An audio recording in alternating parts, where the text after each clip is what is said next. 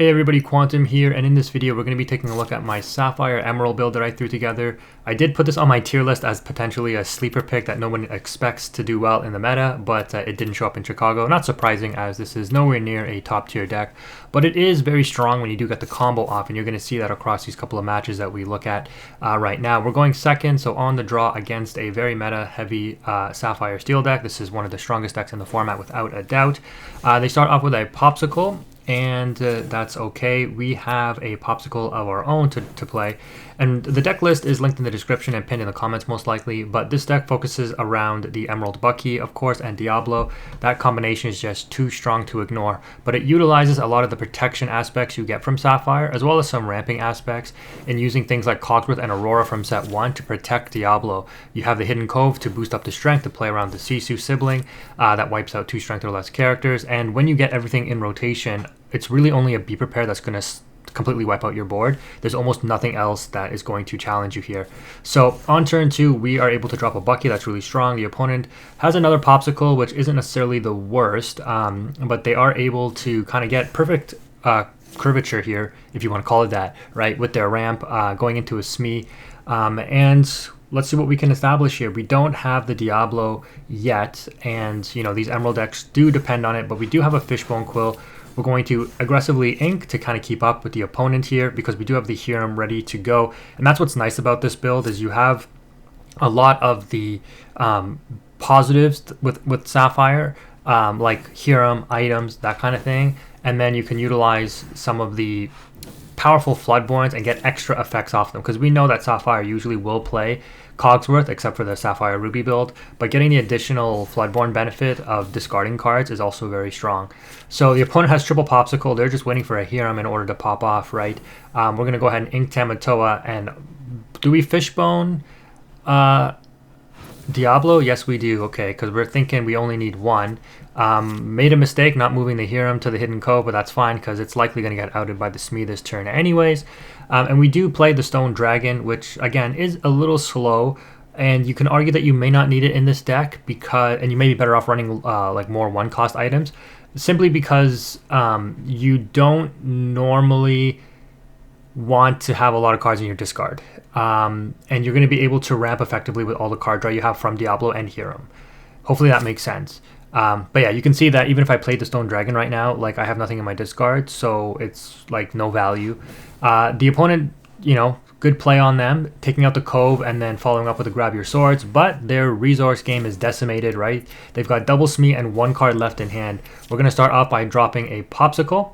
And yeah, I am playing the Donald Duck, which isn't necessarily the strongest in this build, because you have to basically rely on dropping Floodborns every turn with a Bucky if you want to play the Donald Duck, but it is just an additional card draw engine, or it's just ink otherwise.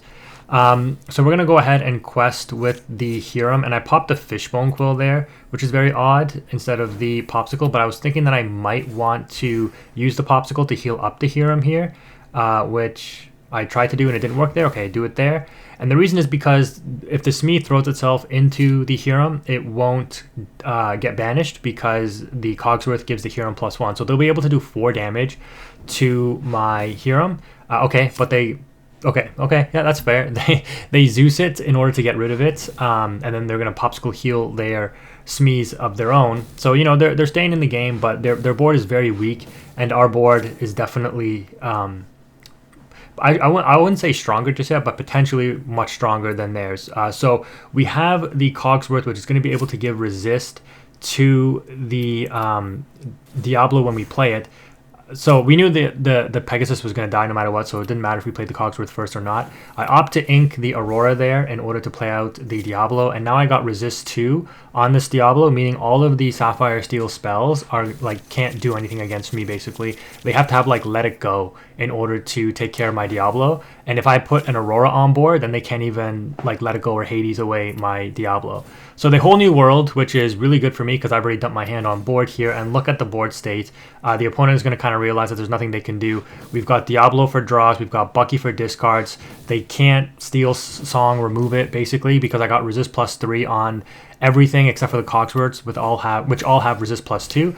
I drop a Scepter, I drop a Pegasus that has a resist 3 as well, draw off the Diablo. The opponent is just like, yeah, that's too much, I'm scooping.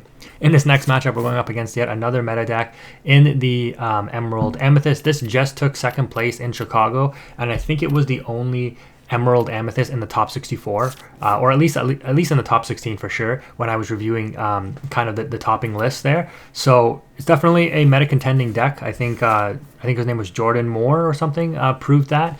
On stream when he played, the deck was very, very fast. Either you win fast, or I don't want to say you lose fast, but yeah, it's if you win pretty quickly. On turn 1 though, the opponent does not have a Cursed Merfolk, so that bodes pretty good for us.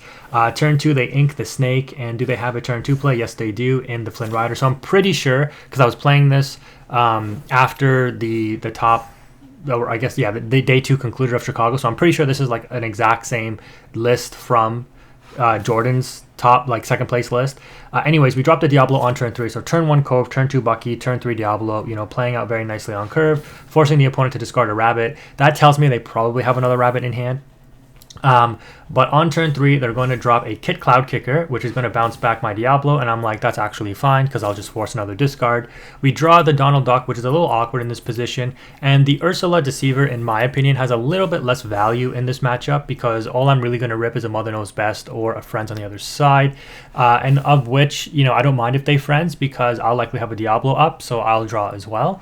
But we're going to go ahead and put the Diablo on the Cove, and then just pass turn. Being a 3/3 body is kind of relevant here, because I can throw myself into that Flynn Rider with a little bit more confidence, and I don't mind the discard, because I have the Stone Dragon, which can get back anything that I discard from from my hand into the discard pile. And this card is actually, now that I think about it, the Stone Dragon is kind of, I don't want to say a direct counter, but it at least gives you some counterplay against discard, because if you discard characters, you can ink them. Yes, it's slow because you don't get the ink right away, but it's still pretty useful. Now the top deck Cogsworth here represents really good value, because it's going to give Bucky and the Diablo resist +1, and the Diablo is also boosted up with the Hidden Cove, so you can kind of see how the combo is kind of working out here. I'm getting all of these like protection and stat boosts to my card, so the Diablo actually takes out the Flynn Rider for free now. Well, not free, I did have to discard, but I didn't take any damage.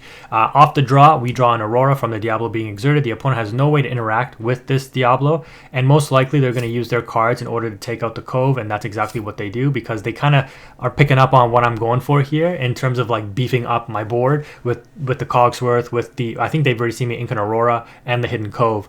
But unless they're going to be able to dump their whole hand here, this Aurora is going to come down and force another discard. We have the Diablo draw engine rolling, and while the Stone Dragon may not represent great value here, like I said, it can ink what we discard, which is nice.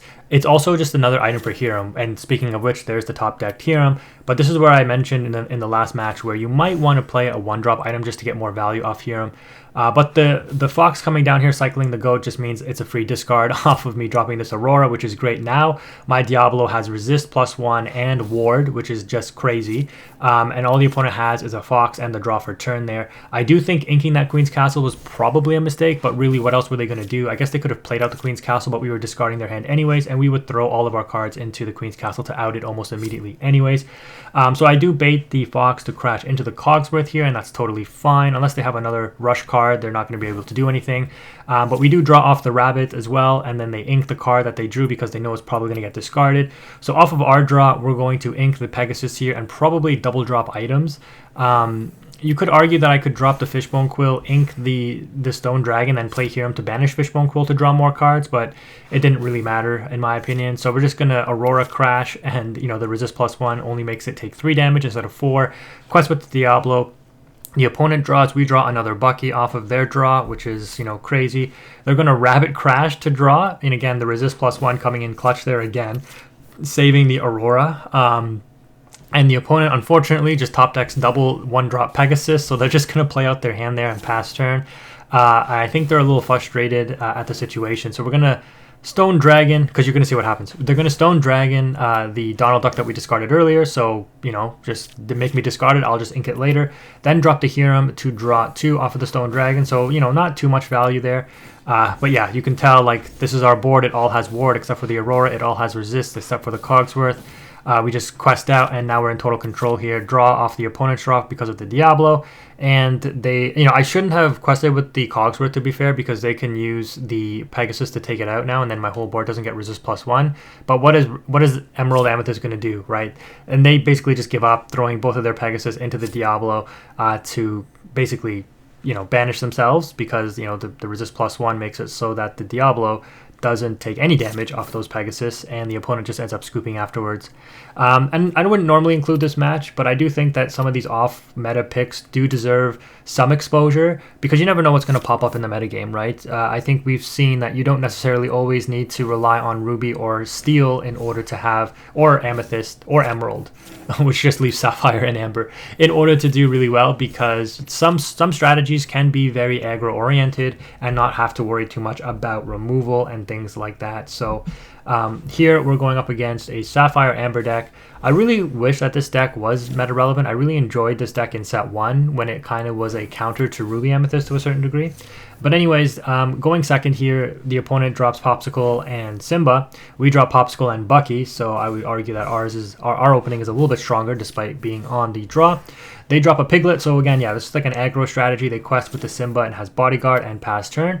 We're going to go ahead and ink the Morph and drop the Diablo, so the Bucky into the Diablo, you know, just, it's such a powerful combination, guys. I don't know really too much that's going to counter this for the meta, and I know some people are already kind of thinking like, this is, I'm so over this meta already, and it's only been like a week with the Ursula's Return cards out, like from big box stores. Anyways, the opponent's going to continue to ink here and drop a Caterpillar. So yeah, just focusing on a super aggro strategy here. Simba to protect the Piglet, and the Piglet's going to be able to quest for 3, going to 5. We top deck an Ursula Deceiver, and I'm like, yeah, even if you're on songs, it's probably not going to be too threatening. We opt to drop the Cove here, put the Diablo on the Cove and crash it into the Simba. Who would have thought, right? And then put Bucky on the Cove as well, and probably just pass turn. I could use the Popsicle to heal, but I'm going to save it for the hero most likely to draw.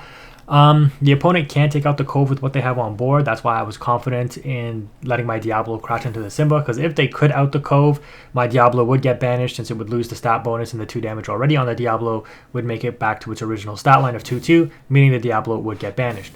They don't have another character to play, so they don't get the extra 2 bonus off of the Piglet, so they have nothing that they're able to drop there, which is unfortunate for the opponent. So we're going to continue dropping the Floodborns. Now we have Resist on our Diablo and the Bucky, and we're going to force a discard, revealing one of the cards that they couldn't play in the Bodyguard Pluto.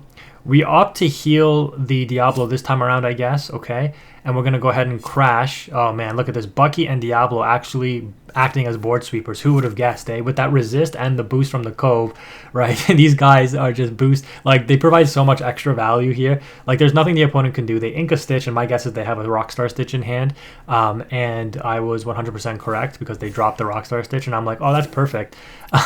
So we ink the second Dragonstone there, quest out with the Diablo and the Cogsworth, drop a Dragonstone, and then drop another Diablo. And at this point, I'm just like, yeah, I don't think there's anything the opponent can really do. We got a Popsicle and a Hiram for the draw follow-up next turn. Even if the opponent challenges with this Stitch, there's not much they're going to be able to do. They drop a Pride Lance. They can move their Stitch there to boost it up in terms of its defense there, but it's not going to do too much. I mean, whether they quest with this or not, we're gonna just Hades it next turn anyways. What am I saying? We're not going to hear him. We're just going to Hades it away and then take out the Pride Lance and put the opponent on absolutely no resources. And yeah, that's kind of this deck in a nutshell. Let me know what you think in the comment section below. If you made it this far, thank you again for watching. Quantum is out.